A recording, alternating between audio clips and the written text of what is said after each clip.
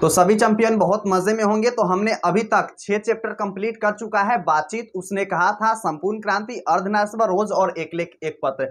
तो इस वीडियो में बताने वाले हैं क्लास 12 के हिंदी के बिहार बोर्ड के चैप्टर नंबर 7 ओ सदा नीरा। यह एक चैप्टर निबंध है जिसका लिखे हुए हैं जगदीश चंद्र माथुर जी। और इस चैप्टर में गंडक नदी की व्याख्या किए हुए हैं, चंपारण की जो है ना उस तलहटी क्षेत्र की व्याख्या किए गए हैं, साथ में नीलहे किसान की व्याख्या किए गए हैं। और सभी के सभी हम लोग शॉर्ट समरी देखेंगे, क्योंकि जब आप बुक लीजिएगा ना तो वहां पर क्या मिलेगा आपको, 8 पेज 9 पेज आपको जो है ना यह निबंध लिखा हुआ मिलेगा। क्योंकि एक बात बताइए, कोई भी चीज में जब हम गहरी एकदम यानी डीपली लिखने लगते हैं ना कोई भी चीज के बारे में, तो वह अक्सर लंबा हो जाता है। कहते नहीं है कि अच्छी चीज के बारे में जब आप एक्सप्लेन करने लगते हैं तो वह अक्सर बड़ा हो जाता है। तो इसलिए जो है ना हम इसका शॉर्ट समरी जो इंपोर्टेंट पॉइंट है सभी का लेकर आए हैं और आपको नोट्स भी प्रोवाइड करने वाले हैं। ठीक है, तो चलिए आप चलते हैं चैप्टर की तरफ। तो सबसे पहले कोई भी मूवी देखते हैं, हम आपको एक हमेशा एक ही एग्जांपल देते हैं कि कोई भी मूवी देखते हैं उससे पहले एक टीजर आता है यानी ट्रेलर आता है। ट्रेलर देख के हम लोग अंदाजा लगाते हैं कि यह मूवी कैसा होने वाला है। इसी प्रकार चैप्टर के लेखक के परिचय जानना इसलिए जरूरी आता है ताकि पता चल सके यह जो लेखक है ना किस प्रकार की कृतियां, किस प्रकार की गद्य कृतियां, कहानियां, निबंध लिखते हैं। ठीक है, तो इसका लेखक है जगदीश चंद्र माथुर जी। तो सबसे पहले हम लोग भाई साहब याद करेंगे ट्रिक के माध्यम से लेखक के नाम, चैप्टर के नाम, क्योंकि हम आपको बताते हैं हमेशा ट्रिक, और ट्रिक से याद रखिएगा तो कभी नहीं भूल पाइएगा। तो चलिए मार्कर लेते हैं और आपको बताते हैं। तो देखिए सबसे पहले तो आपको यहां पर मिल जाएगा कि जैसे आप देखिएगा तो ओ सदा, सदा नीरा, नीर के मतलब क्या होता है, जल का पर्यायवाची शब्द क्या होता है, नीर, यानी कि पानी, पानी होता है ना। तो यानी साफ साफ पता चल रहा है कि इस जो है ना चैप्टर में हम नीर के बारे में पढ़ने वाले हैं, यानी पानी के बारे में पढ़ने वाले हैं। अक्सर बाढ़ के बारे में इस चैप्टर में, गंडक नदी के बारे में पढ़ेंगे। ठीक है, तो इसका लेखक है जगदीश चंद्र माथुर जी। आपको पता है एक चीज आपको याद होगा, हरीश चंद्र नाम का जो व्यक्ति था ना, हरीश चंद्र नाम का जो व्यक्ति था ना, हमेशा जो है ना यानी कि सदा सत्य कौन बोलता था, तो हरीश चंद्र नाम का एक व्यक्ति था ना जो हमेशा सत्य ही बोलता था, यानी कभी झूठ बोलता ही नहीं था, हमेशा सत्य बोलता था। कौन, तो हरीश चंद्र नाम का व्यक्ति। तो इस बात को आपको याद रखना है कि हरीश चंद्र हमेशा सत्य बोलता था, झूठ नहीं बोलता था। ठीक है, तो याद हो गया ना कि चैप्टर का नाम यानी कि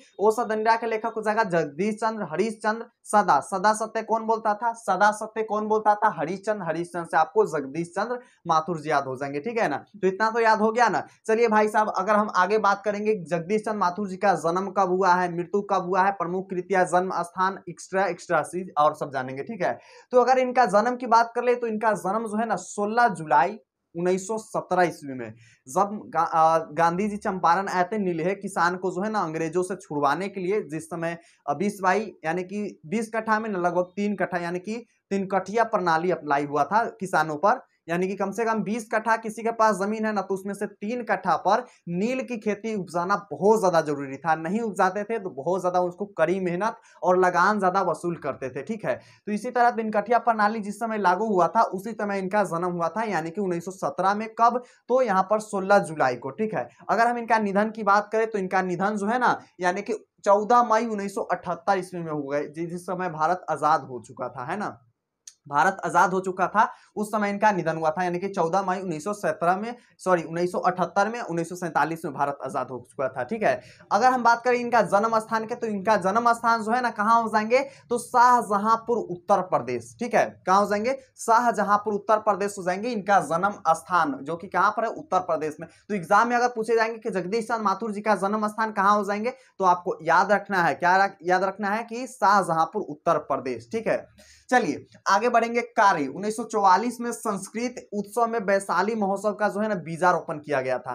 तो अक्सर इनमें ज्यादा सारा प्रश्न नहीं है, इसमें आप देखिएगा तो लेखक परिचय ना आपको बहुत कम देखने को मिलेगा। जहां पर कम होता है ना वहां से ज्यादा प्रश्न आता है, इस बात को याद रखिएगा। और जो आएगा आपको पढ़ा ही में से आएगा। मान लीजिए कि आप जो है ना कोई मैथ के बुक बनाते हैं, उसमें बहुत सारा क्वेश्चन आता है ना, उसमें से नहीं पूछेगा। जो एनसीईआरटी आप पढ़ के जाइएगा, बीएसटी बीपीसी का बुक पढ़ के जाइएगा, उसी से पूरा के पूरा प्रश्न आता है। ठीक है, तो यही बात है, यहाँ पर कम आपको लेखक परिचय देखने को मिलेगा। तो यहाँ पर 1944 में संस्कृत उत्सव वैशाली महोत्सव का बीजारोपण कौन किया था, तो जगदीश चंद्र माथुर जी। हुआ ना याद। चलिए आगे बढ़ते हैं।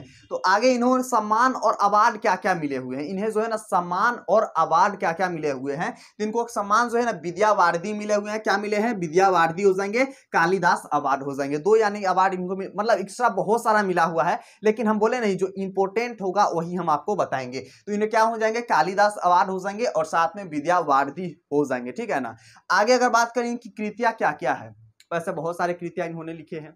लेकिन इंपॉर्टेंट क्या क्या है वो वाला हम आपको बता देते हैं। तो इंपॉर्टेंट में इनको जो है ना सबसे पहला कविता कब प्रकाशित हुआ था, यानी कि पहला जो है ना एकांकी, कविता नहीं था एकांकी था, तो कब हुआ था, तो 1936 में प्रथम एकांकी जो है ना कब प्रकाशित हुआ था, यानी कि मेरी बांसुरी मंचन सरस्वती में प्रकाशित हुआ था। ठीक है, क्या क्या हो जाएंगे, मंचन सरस्वती में प्रकाशित। जैसे कि मान लीजिए आपके गांव में, गांव नहीं तो आपके जो है ना आसपास स्टूडियो होगा जिसमें गाना निकलता है, यानी गाना जो है ना गाया जाता है, 2000 रुपया देके 5000 इस तरह से जो है ना पैसा दे करके गाना वहां पर निकालते हैं। तो उसमें से पहले जो है ना सब कोई भी आदमी से पूछ लीजिएगा, अगर आपके गांव में कोई सिंगर होगा तो उससे पूछिएगा भाई साहब आपका जो है ना सबसे पहला गाना कब प्रकाशित हुआ था, यानी कब आप गाए हुए थे, कब आप जो है ना वहां पर स्टूडियो में गाए हुए थे, तो वो बता देगा। क्यों, क्योंकि पहला चीज ना हमेशा सबको याद रखना है, क्योंकि यूनिक चीज होता है। तो आप पहला आप जिंदगी में जाइएगा ना कोई भी काम करने, जो इंपॉर्टेंट होगा आपके लिए वह आपको हमेशा याद रखना है। ठीक है, तो यही जो है ना यहाँ पर हो जाएंगे मेरी बांसुरी का मंचन सरस्वती में प्रकाशन हुआ था। अगर बात कर ले कि अभी जो है ना कविता लिखना, कहानी लिखना, निबंध लिखना अगर बात कर ले तो बहुत अभी कम जो है ना स्टूडेंट ये सब के फील्ड में जाते हैं, ज्यादातर तो इंजीनियरिंग हो गया और अदर फील्ड में जाते हैं। ठीक है ना, आगे बात करें इनको जो है ना कृतिया में आ जाएंगे भोर का तारा, ओ मेरे सपने, कोणार्क।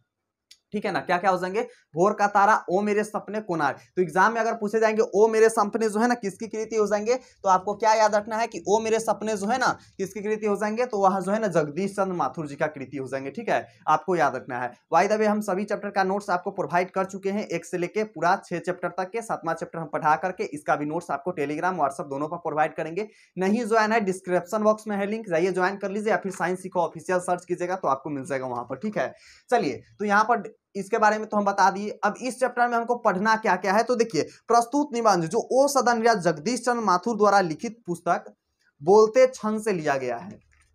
एग्जाम में पूछे जाएंगे कि जगदीश चंद्र जो है ना माथुर लिखे हुए हैं ओ सदा जो चैप्टर है ना किस पुस्तक से लिया गया है, तो आपको याद रखना है बोलते क्षण पुस्तक से लिया गया है। कौन सा, तो ये वाला हो जाएंगे। ठीक है, यानी कि जगदीश चंद्र ओ सदा चैप्टर किस पुस्तक से लिया गया है, तो बोलते क्षण से लिया गया है। ठीक है, इस बात को याद रखना है। जिनमें जो है ना उन्होंने गंडक नदी और उसके किनारे की संस्कृतियां, जीवन प्रवाह को दिखाया है।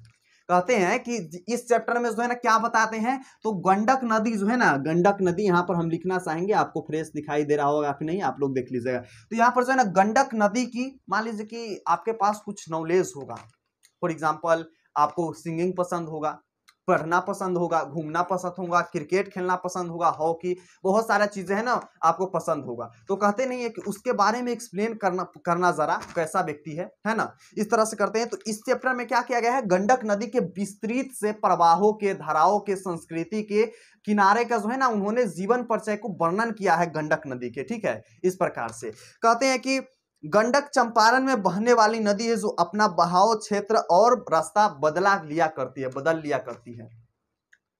एक बात बताइए, आप बचपन में, आप एक बात बताइए, बचपन से लेकर आज तक आपने कहीं एक ही कोचिंग में पढ़ाई किया है, बोलिएगा नहीं, अक्सर चेंज करते रहते हैं।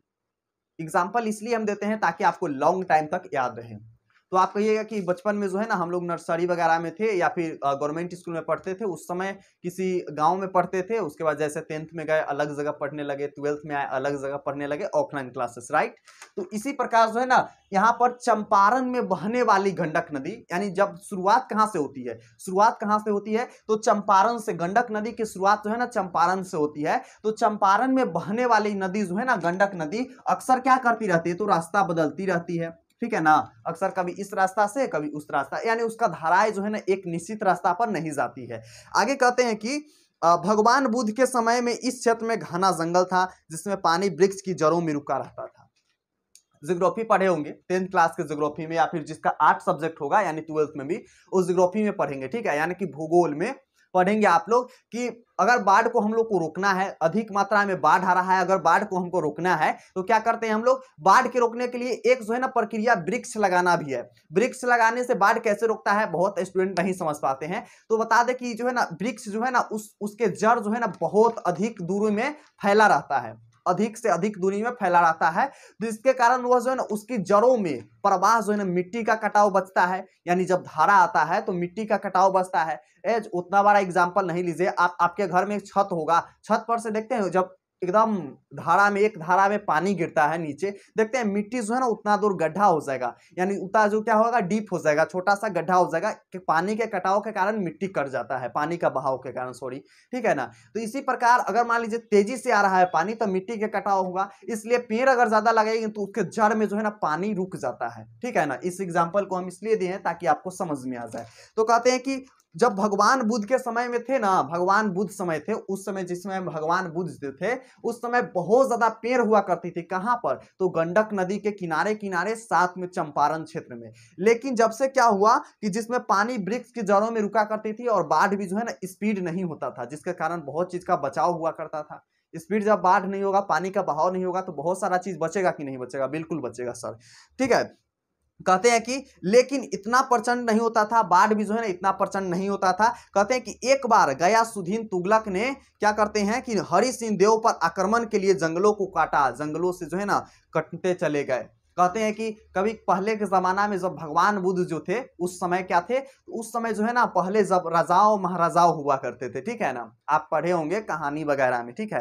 तो क्या उस समय जो है ना राजाओं महाराजाओं हुआ करते थे, तो वो लोग क्या करते थे कि जो है ना अपने राजे के साथ साथ अगर कोई उससे कमजोर राजे है उससे लड़ाई करते थे, ठीक है। लड़ाई करने के बावजूद अगर जीत जाते थे उससे, अगर जीत गए तो अच्छी बात है, नहीं जीते तो वह मतलब उसका राज्य गया, ठीक है। तो उस समय सोचते थे कि हम दूसरे राज्य पर आक्रमण करके वो भी राज हम अपने कब्जा में कर ले। जैसे आप भी आज गांव में देखिएगा कि सब कहता है कि जो है ना उसका जमीन वह नहीं रहता है यहाँ पर, उसका जमीन हम ले लेंगे, या फिर ऐसे वैसे जो है ना फेक कागजात वगैरह बना लेते हैं। आप नोटिस कीजिएगा इस समय अभी भी बहुत सारा बेईमान आदमी रहता है। उस समय था कि अगर मान लीजिए किसी राज्य पर आक्रमण किए, वो हार गया तो उसका जो है ना राज्य अपना ले, ठीक है। तो कहते हैं कि गयासुद्दीन तुगलक ने क्या करते हैं कि हरि सिंह देव पर आक्रमण करते हैं। तो सीधी सी बात है, युद्ध के लिए अगर सैनिक को जाना है तो रास्ता चाहिए ना। अब जंगल के रास्ते थोड़ी जाएगा, जंगल को काट कर रास्ता बनाया जाता है ना। जब उस समय जंगल कटने लगा ना तो आज तक जो है ना वो कटना रुकना है नहीं, यानी कि कटते गए, पता नहीं मतलब मान लीजिए कि आपके गांव में कभी आग वगैरह लगा होगा ना, फॉर एग्जाम्पल फसल वगैरह में आग लग जाता है तो एक खेत में लगता है तो लगातार लगते नहीं चल जाता है। सो ही बात है, अगर एक जो है ना एक आदमी एक पेड़ काट लेता है तो उसको लगता है कि हम भी जाके एक काट ले, और एक एक करते करते बहुत ज्यादा कट जाता है। वैसे एक कहानी सुने होंगे, कहानी सुने है ना, कि कहता है एक साधु आता है गाँव में, जो है ना क्या होता है कि वहां पर जो है ना वर्षा वगैरह नहीं होते हैं, तो साधु कहता है कि जो है ना आपके गांव का जो कुआं है जो सूख गया है उसमें जो है ना सभी व्यक्ति एक रात जो है ना रात के जाएंगे और सभी एक खून बाल्टी जो है ना दूध उसमें उड़े लेंगे, ठीक है, कहते हैं। और जब सभी आदमी उसमें जब सोचता है तो जब घर पर आ जाता है तो सब सोचता है कि दूध हम उसमें क्यों उड़े ले, है ना। तो कहता है कि क्यों नहीं हम एक बाल्टी पानी, उतना आदमी दूध रखने वाला है, हम एक बाल्टी पानी ही रख देंगे, थोड़ी बुझाएगा कि एक बाल्टी पानी रखा गया है। और सब जो है ना यही सोचता है कि हम एक बाल्टी पानी रख देंगे, उतना आदमी दूध रखेगा। और जब सभी आदमी एक बाल्टी पानी उसमें उड़ेल देता है और जब सुबह देखता है तो ओनली उसमें पानी होता है, यानी सभी का माइंडसेट एक जैसा होता है। इस बात को आप नोटिस कीजिएगा, कभी कभी होता है, सही बेईमानी की तरफ जा रहा है, ठीक है। कहते हैं कि एक बार जब पेड़ कटने लगा ना तो लगातार आज तक पेड़ कटते रहा। लोग सोचते होंगे कि हम एक काट रहे हैं दूसरा थोड़ी काटेगा कोई, फिर वो सोचता है हम एक काट रहे हैं दूसरा थोड़ी काटेगा, इस तरह जंगल पूरा साफ होते गए। चलिए, कहते हैं कि गंडक प्राचीन और अतीत के बीच की एक कड़ी है। बहुत से महिलाओं जो है ना महात्माओं और संत ने इसके किनारे पर तीर्थ स्थल भी अस्थायी नहीं रह सका। कहते हैं कि बहुत ऐसा चीज जो है ना पुराने जमाने से लेकर आज तक रहते हैं। फॉर एग्जाम्पल गंडक, ठीक है, यानी गंडक जो है ना हमारे प्रतीत को याद कराती है, ठीक है, यानी कि सॉरी अतीत के याद कराती है, यानी पिछले जमाने की बातों की याद कराती है। और वह मतलब अतीत से लेकर आज तक यानी प्राचीन तक वह हमें क्या है, तो एक जो है ना कड़ी है। कहते हैं कि उस समय जो है ना जब गंडक नदी हुआ करती थी और जंगलों हुआ करते थे, उस समय महात्माओं जो है ना उसके किनारे किनारे बसर करते थे, तीर्थ जो है ना तीर्थ स्थल बना रखे थे। लेकिन जब पेड़ कटने लगे, और जब पेड़ कटेगा तो मामूली सी बात है पानी की बहाव तेज हो जाएगी, और जब पानी का बहाव तेज हो जाएगा तो उसके सामने रहने वाला कोई भी चीज टिकेगा, कोई भी चीज नहीं टिकेगा, यानी कि सब जो है ना दह जाएगा, बह जाएगा, ठीक है, पानी के साथ साथ। कहते हैं कि गंडक नदी ने कई स्मृतियां नहीं छोड़ी है, भवन मंदिर घाट कुछ भी नहीं। कहते हैं कि बहाव जब तेज होता है तो वह थोड़ी कहता है कि नहीं यह मंदिर है इसको नहीं हम दहलाएंगे, यह भवन है अच्छा भवन है इसको नहीं दहलाएंगे, यानी एक साथ वह सभी को लेकर चल जाता है ना। तो कहते हैं यही बात, कहते हैं कि हवाई जहाज से देखने पर गंडक नदी के जो है ना घाटी के दोनों ओर बहुत सारे तले दिखाई पड़ते हैं, जिनमें से एक सरयामन ताल है।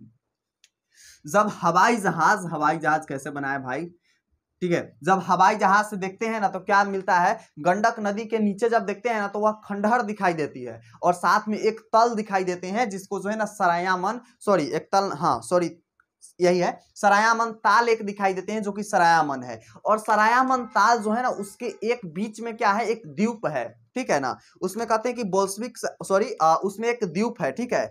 आगे कहते हैं कि काफी चारों ओर जंगल भी है, ठीक है, काफी बड़ा जंगल भी है। कहते हैं इसके बीच में द्वीप भी है। गंडक नदी का जल सदियों से चंचल रहा है। एग्जाम में ऑब्जेक्टिव में आते हैं कि गंडक नदी का जल सदियों से कैसा रहा है। ऑप्शन में आते हैं स्थिर रहा है, शांत रहा है, चंचल रहा है या फिर धीमी रहा है। तो याद रखना है चंचल रहा है, ठीक है। कहते हैं कि इनमें से कई तीर्थ जो है ना, तीर्थ जोड़े हैं जो अब खंडहर दिखाई पड़ते हैं। भैंसलोटन में भारतीय इंजीनियरों को जो है ना बीच कार्य कर रहे हैं। जो खंडहर हो चुके हैं, पानी के बहाव के कारण टूट गए हैं, फूट गए हैं, बर्बाद हो गए हैं, उसको भारतीय इंजीनियर क्या कर रहे हैं, उसको प्रिपेयर कर रहे हैं, यानी तैयार कर रहे हैं, बेहतर बनाने के निर्माण कार्य में लगे हुए हैं। कहते हैं कि ये नहरें लेखक को नारायण की भुजाएं प्रतीत होती है और बिजली की तारों का जाल उनका चक्र प्रतीत हो रहा है। लेखक मन ही मन उन इंजीनियरों का क्या कर रहे हैं, नमस्कार कर रहे हैं, जो कि बर्बाद हुए चीज को फिर से पुनः जो है ना निर्माण कर रहे हैं, ठीक है ना। इस बात को कहते हैं। आगे कहते हैं लेखक जो है ना ओ सदा निरा, लेखक कहते हैं कि ओ सदा निरा, ओ नारायणी, ओ महागंडक, सदियों से यह जो है ना दिनहीन जनता आपको इस नाम से संबोधित करती रही है। मतलब कहते नहीं, पहले का जमाना में बहुत ऐसा चीज था जिसको अजीम नाम से पुकारते थे।